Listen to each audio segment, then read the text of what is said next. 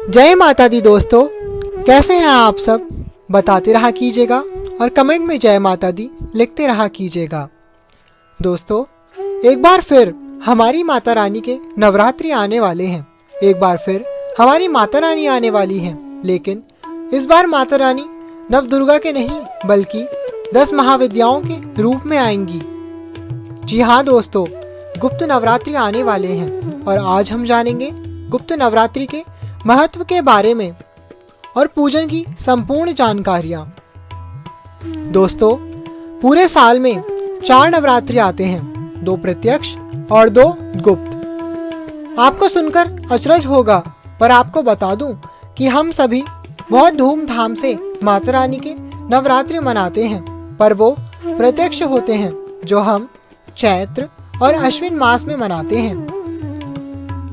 लेकिन ये गुप्त नवरात्रि इतने धूमधाम से क्यों नहीं मनाए जाते, चलिए अब ये जान लेते हैं। फ्रेंड्स, गुप्त नवरात्रि भी प्रत्यक्ष नवरात्रि की भांति 2 बार आते हैं, एक माघ मास में और दूसरे आषाढ़ मास में। दोस्तों, हम नवरात्रि में देवी के 9 स्वरूपों की उपासना करते हैं, लेकिन इन गुप्त नवरात्रों में माँ आदि शक्ति की 10 महाविद्याओं की साधना करते हैं। माँ आदि शक्ति की 10 महाविद्याओं के नाम हैं काली, तारा, षोडशी, भैरवी, मातंगी, भुवनेश्वरी, धूमावती, छिन्नमस्ता, बगुलामुखी और कमला। दोस्तों, गुप्त नवरात्रि की कथा ऐसी आती है कि एक बार भृंगी ऋषि अपने आश्रम में उपदेश दे रहे थे। तभी भक्तों की भीड़ में से एक स्त्री निकल के आई। उसने ऋषिवर को प्रणाम किया। वह बहुत दुखी और दरिद्र थी। ऋषि ने उससे पूछा तो उसने बताया कि मेरे पति दिन भर जुए और मदिरा के मद में डूबे रहते हैं, दिन भर पापाचरण करते हैं, जिसके कारण मुझे पूजा पाठ व्रत और नियमों का पालन नहीं हो पाता। मैं बहुत दुखी और दरिद्र हूँ और देवी की भक्त हूँ। हे ऋषिवर, मेरे कष्टों से मुक्ति का कोई उपाय बताएं। तब भृंग ऋषि ने उसे गुप्त नवरात्रि करने की सलाह दी और कहा कि इन नवरात्रि में कठोर तप, व्रत, नियम, यज्ञ के बिना ही मात्र पराम्बा का स्मरण करने से कष्टों से मुक्ति मिल जाती है और देवी भगवती प्रसन्न होती हैं।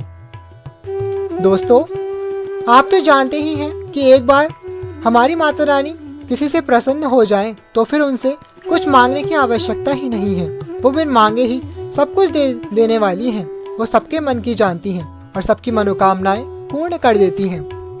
दोस्तों, इस कथा से आप लोग गुप्त नवरात्रि का महत्व तो जान ही चुके होंगे कि गुप्त नवरात्रि इतने विशेष क्यों हैं। अब आपको बता दूं कि इस बार गुप्त नवरात्रि 12 फरवरी 2021 से हैं और 21 फरवरी 2021 को संपूर्ण हो रहे हैं। दोस्तों, जन साधारण के लिए साधारण पूजा जैसे हम सामान्य नवरात्रि में करते हैं, कलश स्थापना, ज्वारे इत्यादि का ही विधान आता है। इसलिए जो भी लोग कलश स्थापना, अखंड ज्योत और माता की चौकी रखना चाहते हैं, वो 12 फरवरी 2021 को ही करेंगे। कलश स्थापना आप सुबह ब्रह्म मुहूर्त में करें तो बहुत अच्छी बात है, क्योंकि इस बार 12 तारीख के आरंभ से ही प्रतिपदा तिथि आरंभ है, वरना आप लोग इस दिन सुबह 7:02 से 11:17 तक किसी भी समय कर सकते हैं। कलश स्थापना कैसे करनी है, ज्वारे कैसे बोने हैं, अखंड ज्योत कैसे जलानी है और माता की चौकी कैसे रखनी है, इन सब का वीडियो मैंने डिटेल में बनाया है। आपको डिस्क्रिप्शन बॉक्स में लिंक मिल जाएगा, प्लीज़ आप वहाँ से देख लीजिएगा। मैंने सिर्फ समझाया नहीं है बल्कि पूरा डिटेल में करके दिखाया है, इसलिए ज़रूर देख लीजिएगा। दोस्तों, अब आपको बता दूं कि 12 फरवरी को प्रतिपदा तिथि में माँ शैलपुत्री की पूजा होगी। 13 को द्वितीय तिथि में माँ ब्रह्मचारिणी, 14 को तृतीय तिथि में माँ चंद्रघंटा की पूजा होगी, 15 को चतुर्थी तिथि में माँ कूष्मांडा की, 16 को बसंत पंचमी का पर्व है और पंचमी तिथि में माँ स्कंद माता की आराधना होगी। दोस्तों, 17 और 18 दोनों तारीखों को षष्ठी तिथि ही रहेगी। ये एक तिथि 2 दिन आ रही है, इसलिए इस दिन षष्टमी की पूजा होगी अर्थात माँ कात्यायनी की उपासना होगी। 19 फरवरी को माँ कालरात्रि, 20 को माँ महागौरी और अष्टमी पूजन होगा और 21 को हम माँ सिद्धिदात्री का पूजन करके अपना नवरात्र के व्रतों को पूर्ण करेंगे। दोस्तों, अब आपको बता दूं कि गुप्त नवरात्र इतने रहस्यमय क्यों हैं, तो चलिए जान लेते हैं। दोस्तों, ये था नवरात्रि का एक पहलू कि हम सभी माता रानी को प्रेम और भक्ति से आराधना करते हैं और उत्सव मनाते हैं। लेकिन इन 9 रातों का एक दूसरा पहलू भी है और वो है तंत्र। जी हाँ दोस्तों, जहाँ तो हम जनसाधारण कलश स्थापना कर रहे होते हैं, वहीं कुछ तांत्रिक कहीं दूर सूने शमशान में गुप्त और तांत्रिक साधनाएं कर रहे होते हैं। इस दौरान इन नवरात्रों में साधारण नवरात्रि की अपेक्षा कहीं अधिक शक्ति है। इसलिए जो देवी के साधक हैं, जो देवी के मंत्रों की साधना में निरंतर लगे रहते हैं, वो इन दिनों में अपनी साधनाओं को और भी प्रबल कर देते हैं। और जो सिद्धि की इच्छा रखने वाले तांत्रिक हैं, वो भी 10 महाविद्याओं की तंत्र साधना करके विशेष सिद्धियों के स्वामी हो जाते हैं। इन दिनों नकारात्मक शक्तियां भी अपने चरम पर होती हैं। भूत, प्रेत, आत्माएं और तरह तरह के टोने टोटके होते हैं, क्योंकि इन दिनों इन क्रियाओं को करने से ये कभी निष्फल नहीं होते, अपितु और भी शक्तिशाली होते हैं। दोस्तों, जब जब सकारात्मक शक्तियाँ प्रबल होती हैं, तब तब नकारात्मकता भी अपने चरम पर उठती है। इसलिए हम सभी को इन नवरात्रों में अपनी सुरक्षा के लिए भगवती की आराधना करनी चाहिए। वो महाशक्ति है, सभी शक्तियों का उद्गम है, उनके आगे कोई नहीं टिक सकता।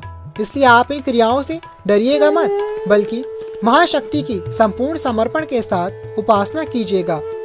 दोस्तों, इन नवरात्रों में की गई उपासना और साधना कभी निष्फल नहीं जाती, इसलिए इन गुप्त नवरात्रों को हाथ से मत जाने दीजिएगा। कुछ नहीं कर सकते तो माता रानी के किसी भी एक मंत्र को निरंतर इन 9 दिनों जप लीजिएगा, आपको अद्भुत लाभ मिलेगा। फ्रेंड्स, अभी तक हमने जाना साधारण जन सामान्य के विषय में, जो कामकाजी हैं, वर्किंग हैं और केवल साधारण पूजा कर सकते हैं। अब हम जानेंगे उनके बारे में जो लोग आध्यात्म के मार्ग में आगे बढ़ना चाहते हैं, जो लोग शक्ति के उपासक हैं और मेरी तरह शाक्त हैं, जो लोग देवी के 10 महाविद्या स्वरूप की साधना करना चाहते हैं। अब वो सुन लें। साधकों, जिस प्रकार से सामान्य नवरात्रि में 9 दिन देवी के 9 स्वरूपों की उपासना होती है, आपको उसी तरह से नहीं करनी है। आप अगर 10 महाविद्याओं की साधना करना चाहते हैं तो 9 दिन तक केवल एक ही महाविद्या को साधें और उनकी ही पूजा करें।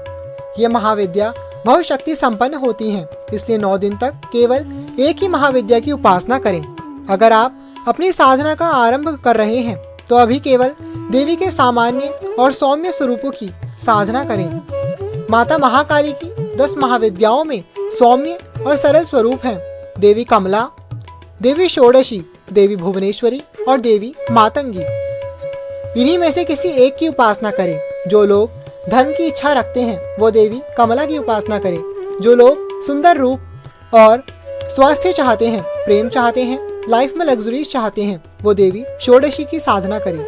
जो लोग हर कार्य में सफलता चाहते हैं वो देवी भुवनेश्वरी की उपासना करें।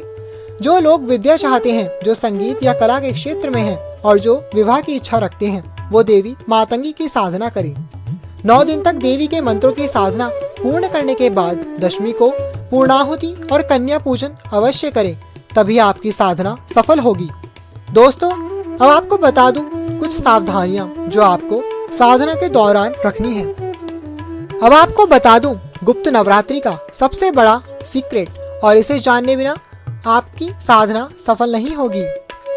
फ्रेंड्स, इसका नाम ही गुप्त नवरात्रि इसलिए है क्योंकि इसकी पूजा साधना इसकी गोपनीयता पर निर्भर करती है।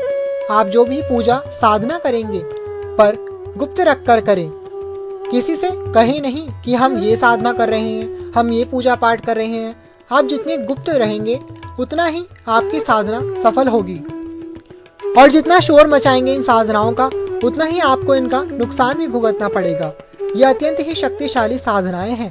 कोशिश करें कि किसी से ये भी चर्चा ना करें कि गुप्त नवरात्रि चल रहे हैं और गुप्त नवरात्रि में ऐसा होता है और हम ये पूजा कर रहे हैं। अपनी साधनाओं को अपने तक ही रखें तो अच्छा है।